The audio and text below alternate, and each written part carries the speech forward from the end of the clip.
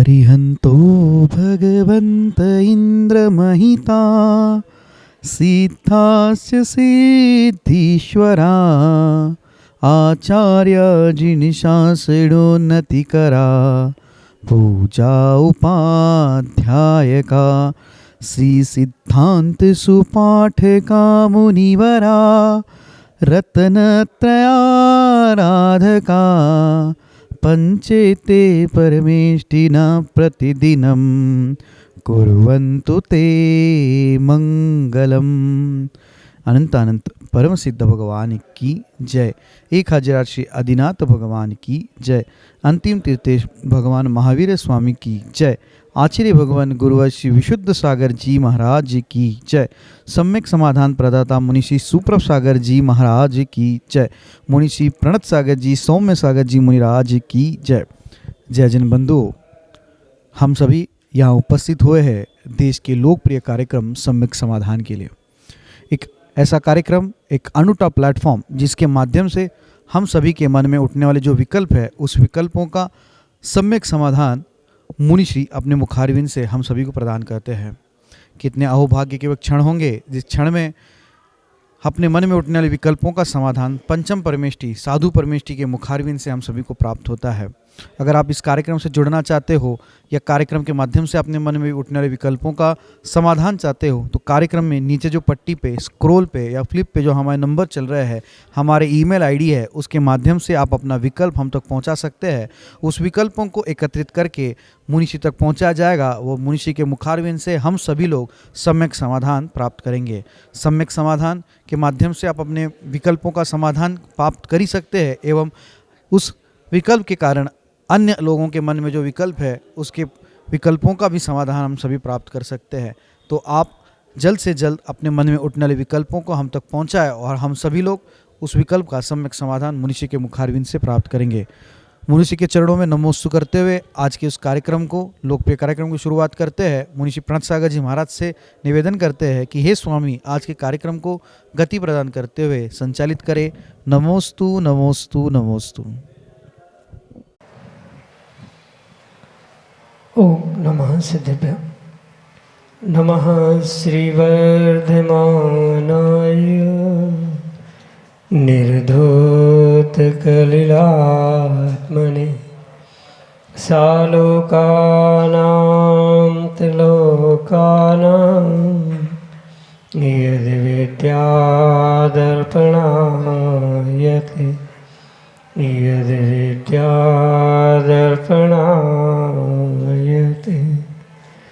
पंच परमेष्टि भगवान की परम पूज्य आचार्य भगवंत गुरुवर विशुद्ध सागर जी मुनि महाराज जी की परम पूज्य मुनि श्री सुप्रभ सागर जी महाराज जी की समीचीन विकल्पों का सम्यक समाधान, जो कि हम सभी प्रतिदिन आगम के परिप्रेक्ष्य में परम पूज्य मुनि श्री सुप्रभ सागर जी महाराज के मुखारविंद से प्राप्त कर रहे हैं। सम्यक समाधान एक ऐसा कार्यकारी उपाय जो निश्चित ही हमारे ही मन के विकल्पों को शांत करके और निश्चित ही हमारे लिए एक निराकुलता की ओर ले जाने वाला है, और वही निराकुलता वास्तविक सुख है।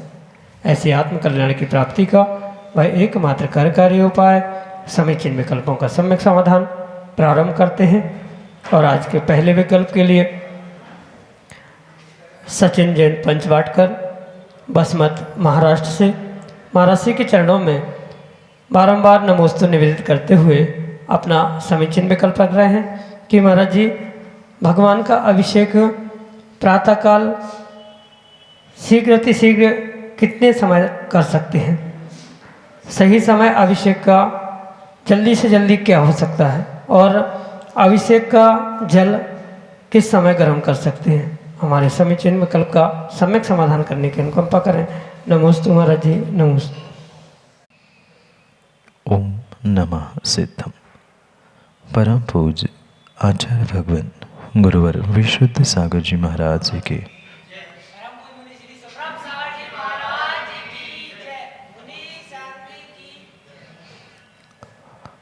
भगवान का अभिषेक और उसके लिए जो पूर्व तैयारी रूप पानी कुएं से निकालना, उसका छानना, प्राशुकीकरण आदि सब कुछ कार्य बहुत विवेकपूर्वक करने की आवश्यकता, क्योंकि ये सभी सावध क्रिया अगर किसी भी प्रकार से दिन के उजाले के अभाव में, यानी कि पूर्ण सूर्योदय या सूर्य के प्रकाश के अभाव में अगर करते हैं तो कहीं ना कहीं वह प्रचुर मात्रा में हिंसा का निमित्त बन सकता है, क्योंकि पूर्ण रूप से वहाँ पर प्रमाद हुआ करता।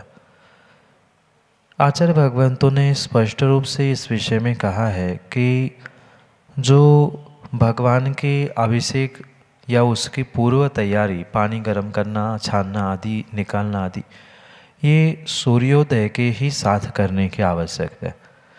अभिषेक कितनी ही जल्दी अगर करना भी क्यों ना हो, पर अभिषेक जल्दी करते समय भी सूर्योदय का ध्यान रखने की बहुत आवश्यकता है। सूर्योदय के पहले जब अंधेरा होता है, ऐसे समय में अभिषेक करना या भगवान के अभिषेक के लिए पानी द्रव्य तैयार करना आदि किसी प्रकार से उचित नहीं। इसलिए सामान्य से इतनी ही बात समझे कि सूर्योदय के साथ ही सबसे पहले भगवान का अभिषेक, उसके जल आदि की तैयारी की जा सकती है। ऐसा भी नहीं है कि तैयारी पहले कर ली, यानी अंधेरे में ही पानी ले आए, प्राशु किया, द्रव्य बना ली और फिर सूर्योदय होने पर भगवान का अभिषेक कर रहे, ऐसी भी नहीं है। पर ऐसा भी नहीं कि सूर्योदय का मुहूर्त देखा जाए कि 6 बज के कुछ मिनट पर है, तब तक बैठे और फिर पानी खींचने गए, ऐसा नहीं है।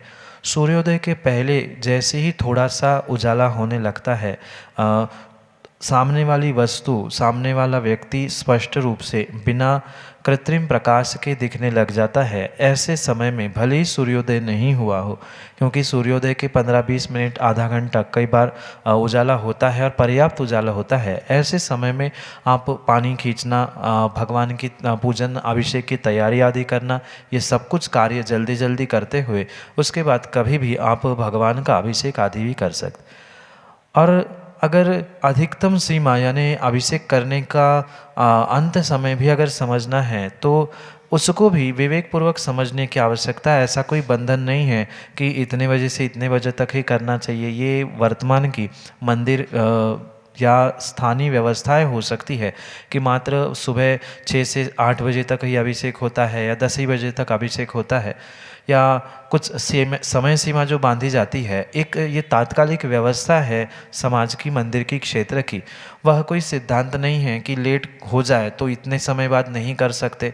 जैसे सूर्योदय के बाद कहा जाता है तो सूर्यास्त के पहले तक अभिषेक आदि करना स्वाभाविक रूप से संभव हो सकता है। पर इसका मतलब ये नहीं है कि कोई सुबह नहीं उठ पा रहा है और प्रमाद करते हुए 2 बजे 12 बजे उठकर जाके भगवान पर पानी डाल रहा है, अभिषेक कर रहा है, ये भी कोई उचित क्रिया नहीं है।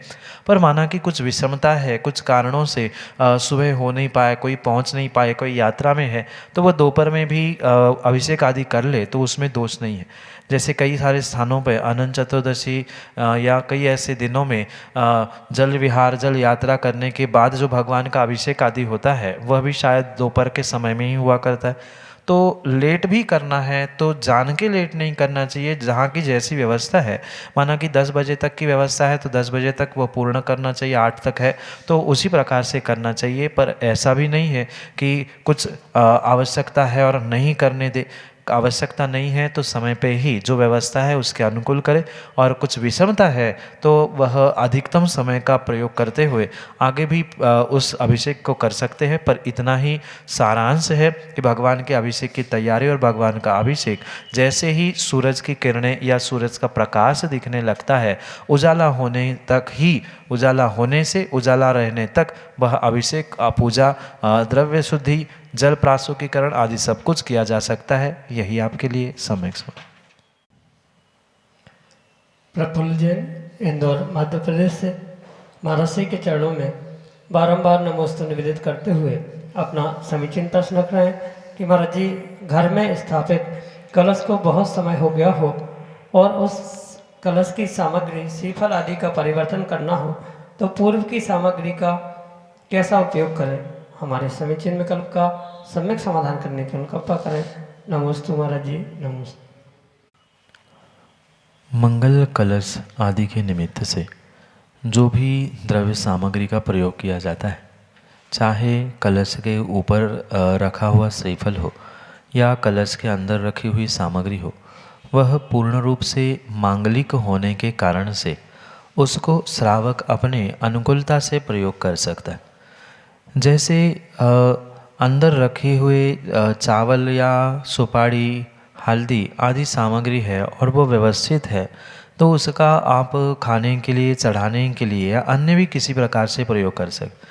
उसी प्रकार से जो ऊपर श्रीफल आदि भी रखा है इस मंगल कलशों के निमित्त से, वह अगर व्यवस्थित है, भगवान को चढ़ाने के योग्य है, खाने के योग्य है, तो उसे खाने चढ़ाने में कोई भी दोष नहीं है। माना कि खराब हो गया है तो उसे ऐसे जगह पे व्यवस्थित विसर्जित करे कि जिसकी अविनय नहीं हो, क्योंकि वह पूर्ण रूप से मांगलिक द्रव्य है, वह कोई निर्माल्य नहीं है, भगवान को चढ़ाया हुआ द्रव्य नहीं है कि जिसका सेवन नहीं किया जा सकता या उसका प्रयोग नहीं किया जा सकता। वह मांगलिक द्रव्य है। मंगल कलश आदि के निमित्त से जो भी सामग्री प्रयोग में ली गई है उसका श्रावक अपने अनुकूलता से प्रयोग कर सकता है, चाहे खाने के लिए, चाहे चढ़ाने के लिए, चाहे अन्य किसी भी कार्यों के लिए वह उसका प्रयोग कर सकता है। माना कि कुछ लंबे समय तक वह श्रीफल या द्रव्य रखने से वह सामग्री खराब हो गई है, श्रीफल आदि खराब हो गए हैं, तो उसे अलग करते हुए उस कलश को पुनः एक बार दूसरे द्रव्यों के साथ, मांगलिक द्रव्यों के साथ भरते हुए उसका प्रयोग किया जा सकता है। उसमें कोई दोष नहीं है, क्योंकि जो कलश होते हैं वो तो धातु के होते हैं, वे लगभग कई समय तक, लंबे वर्षों तक चलते हैं।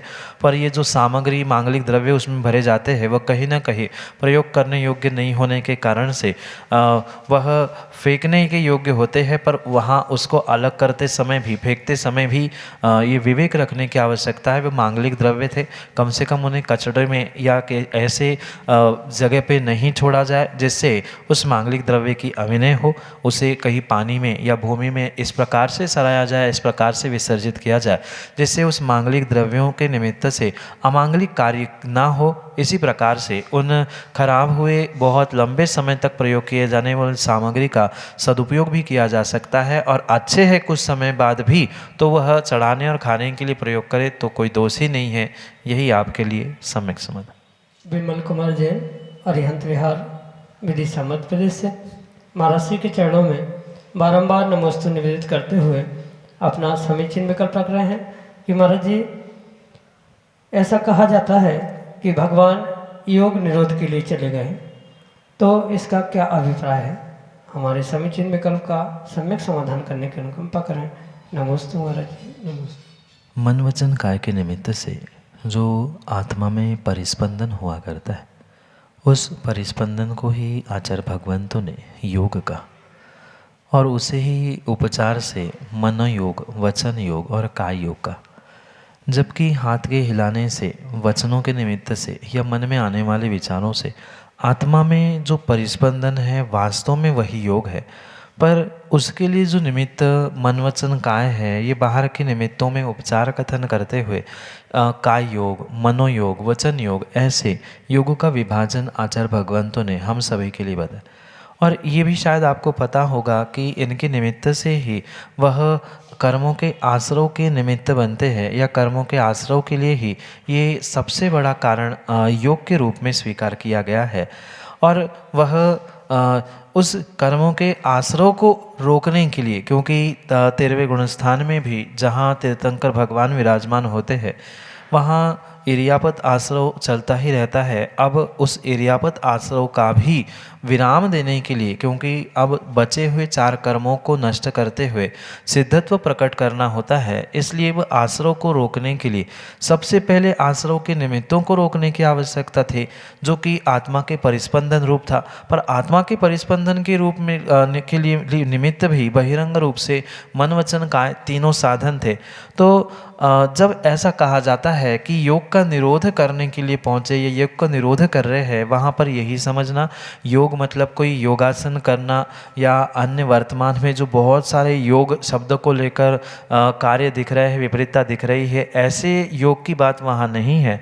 अपितु मन वचन काय रूपी जो योग है उनके निमित्त से आत्मा की चंचलता और उसके निमित्त से होने वाले कर्मों के आश्रव, इन सबको रोकने का वहाँ पर अभिप्राय है। क्योंकि निरोध का अर्थ होता है रोकना। जो मन वचन काय इन तीनों के निमित्त से जो आत्मा के परिस्पंदन को रोका गया है, हलन चलन को रोका गया है, वही योग का निरोध कहा जाता है।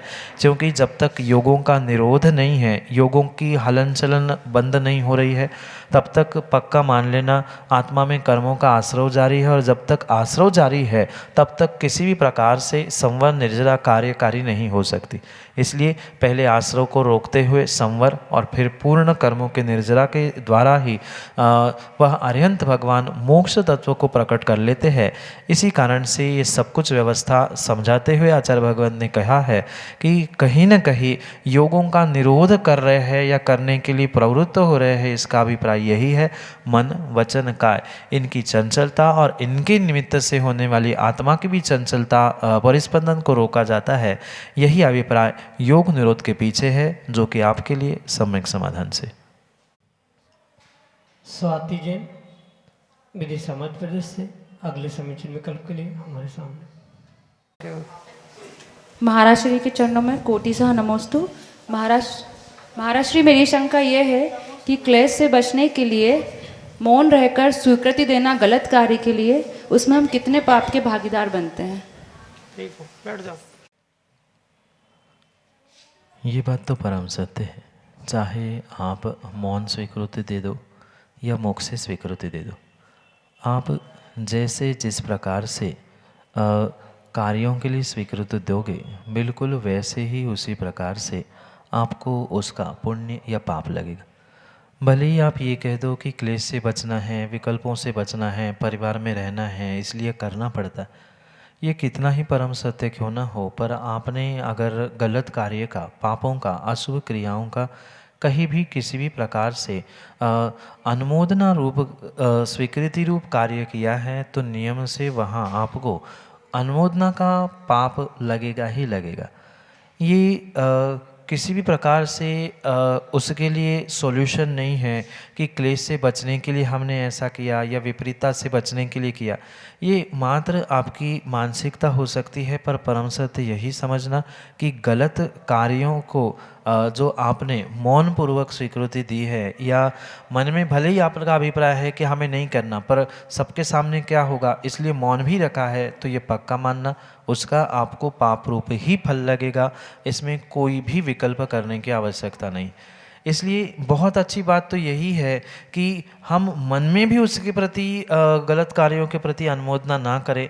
ठीक है, कभी उत्तर नहीं दे पाए या हाँ ना कह नहीं पाए, पर ये पक्का ध्यान रखना कभी न कभी आपको बुद्धिपूर्वक एक आध बार तो उस गलत कार्य के लिए निषेध परक वाक्य बोलने ही होंगे, या मन में कम से कम ये भावना ही रखनी होगी कि नहीं, अब विषमता है सो हम कह नहीं पा रहे तो हमारी स्वीकृति नहीं है। भले ही हम मन में कहे या एक बार, तो ये पक्का है कि आपको कहीं ना कहीं आपकी उस गलत कार्य के प्रति अस्वीकृति को प्रदर्शित करने की आवश्यकता है। अन्यथा आपके मौन को सामने वाला कोई भी अर्थ निकालते हुए कहीं भी कुछ भी प्रचार प्रसार भी कर सकता है, जिसके निमित्त से आपकी लोक निंदा भी आगे हो सकती है। साथ में किंचित भी एक आध प्रतिशत भी आपके उस गलत कार्य के प्रति अनुमोदना करने के भाव है या स्वीकृति देने के भाव है और उसके निमित्त से मौन आदि लिया है, तो नियम से वह दोषपूर्वक कार्य होने से आपको उन गलत कार्यों का, विपरीत कार्यों का, पाप का आश्रय भी अवश्य ही होगा।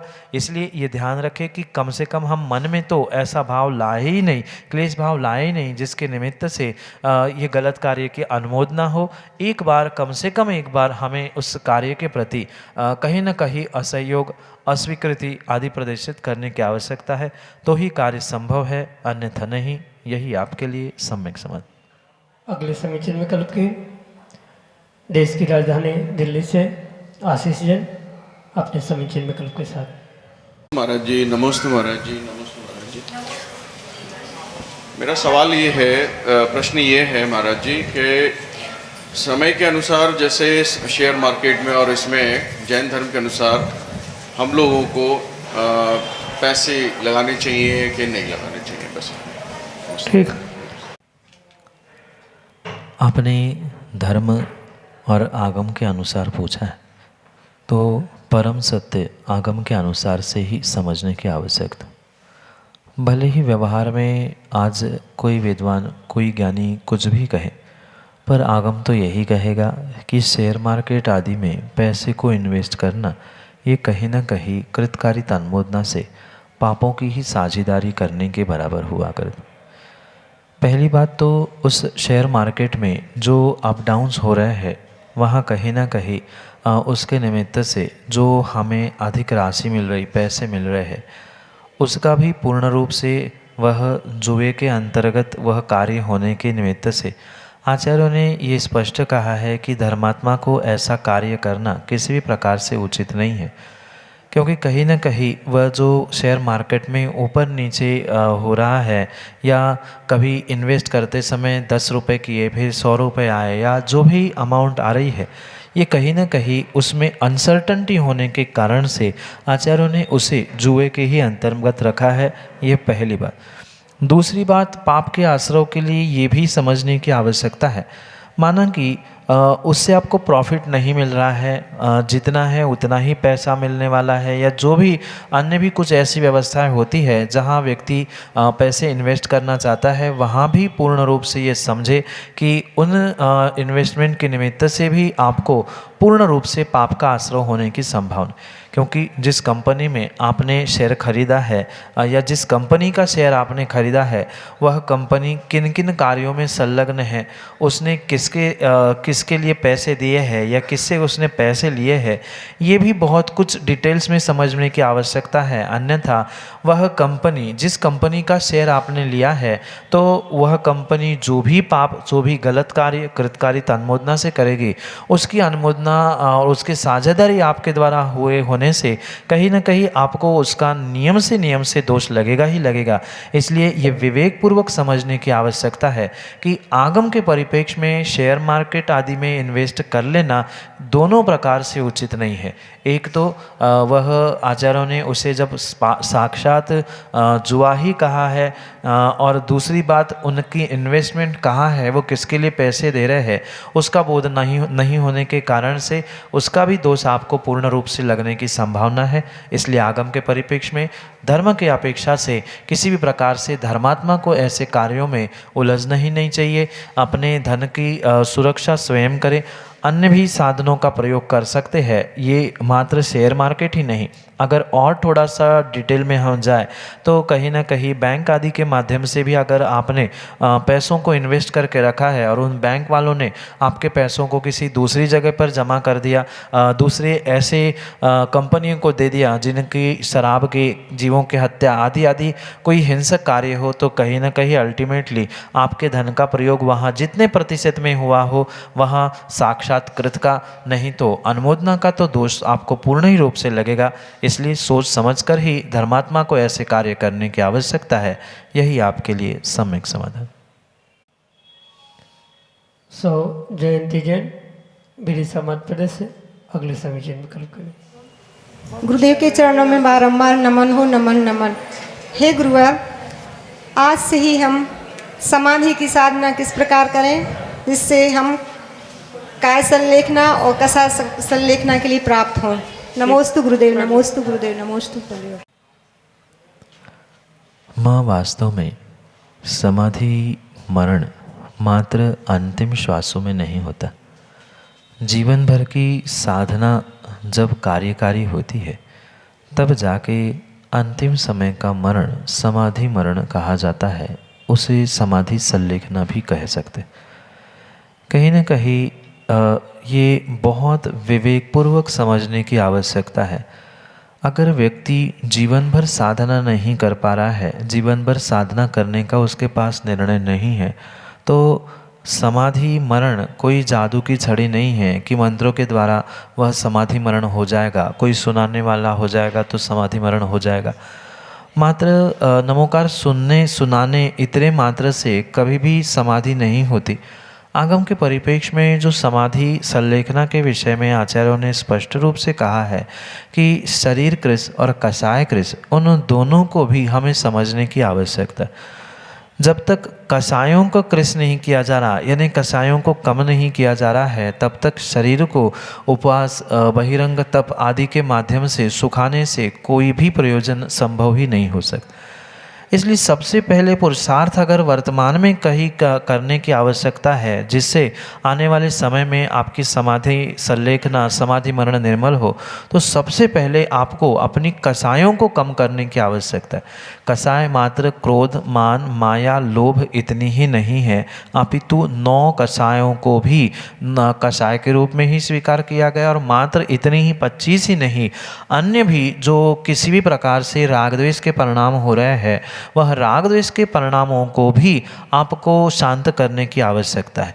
क्योंकि गृहस्थ को घर में रहते रहते कहीं ना कहीं ये अवश्य सोचना होगा कि घर में है, गृहस्थी में है, तो वह राग द्वेष से सने हैं, कषायों से युक्त है। तो हम 100% भले ही उन कषायों का विसर्जन नहीं कर पा रहे, राग द्वेष से परे नहीं हो पा रहे, पर इतना अवश्य ही समझने की आवश्यकता है कि प्रति वर्ष, प्रति महीने हम कुछ कुछ कषायों को कम कर ले।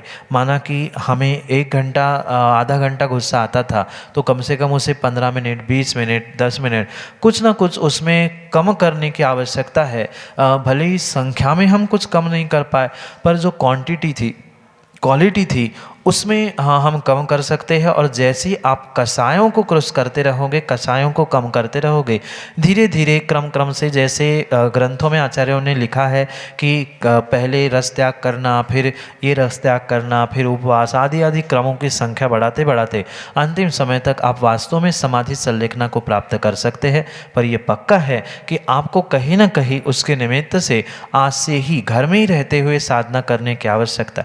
भले ही घर में रह रहे हैं, घर वालों से मोह कम कर लेना।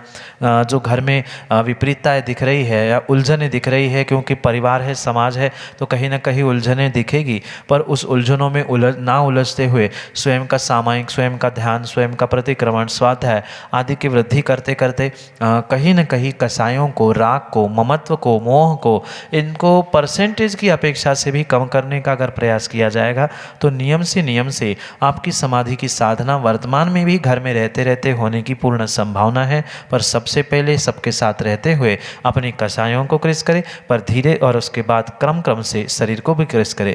यही आपके लिए सम्यक समाधान। जयजन बंधुओं, हम सभी लाभ ले रहे थे लोकप्रिय कार्यक्रम सम्यक समाधान का। प्रतिदिन की भांति यह कार्यक्रम 5:13 पे यूट्यूब चैनल सुप्रभ वॉच के माध्यम से प्रसारित होता है।